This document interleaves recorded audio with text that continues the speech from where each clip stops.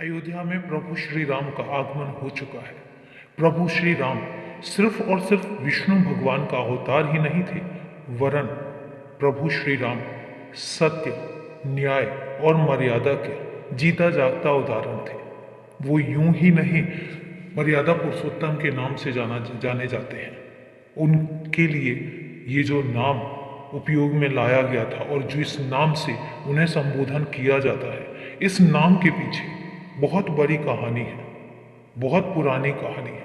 सनातन धर्म से इसका प्रभु श्री राम का जो नाम है, प्रभु श्री राम का नाम युग युग में मर्यादा पुरुषोत्तम राम के नाम से हमेशा जाना जाएगा। और उसका कारण यह है कि उन्होंने मर्यादा, चाहे कितनी भी मुसीबतें क्यों ना आई हो, लेकिन उन्होंने कभी मर्यादा नहीं त्यागी। उन्होंने कभी साहस नहीं छोड़ा, उन्होंने कभी धैर्य नहीं खोया। और एक बात, वो सिर्फ और सिर्फ माता सीता के थे और इसलिए उन्होंने वचन भी दिया था। और यही कारण है कि उन्होंने कभी अपनी मर्यादा को भंग नहीं होने दिया, हमेशा अपने वचन का पालन किया और हमेशा बड़ों की आज्ञा का हमेशा पालन किया है। बड़े बुजुर्गों ने जो भी उन्हें आदेश दिया, उन्होंने उस आदेश का अक्षरशः पालन किया, कभी भी किसी भी तरह की दिक्कत नहीं आने दी और ना ही कभी कोई वचन भंग किया। और हमेशा हर कदम पर सिर्फ और सिर्फ न्याय से चले।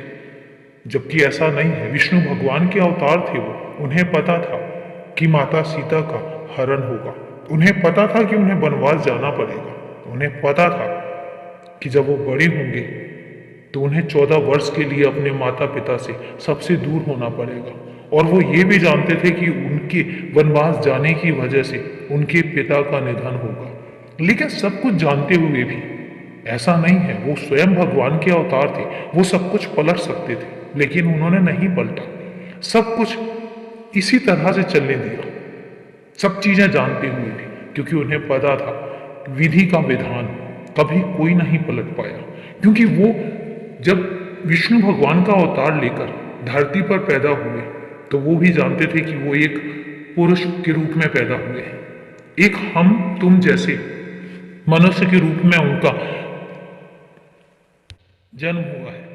और इसीलिए उन्होंने अपनी उस मनुष्य की जो अनजान रहने की प्रक्रिया है उसका हमेशा पालन किया, उसको भंग नहीं होने दिया। और यही कारण है कि जो होता था, जो विधि विधान में लिखा था, उन्होंने कभी भी उसको पलटने की और कभी उसको बदलने की कोशिश ही नहीं की।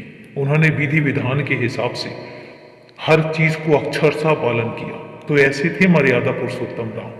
यूं ही नहीं, वो इतनी बड़ी उपाधि से संबोधित किए गए भगवान थे, लेकिन हर चीज को पलटने की शक्ति भी रखते थे।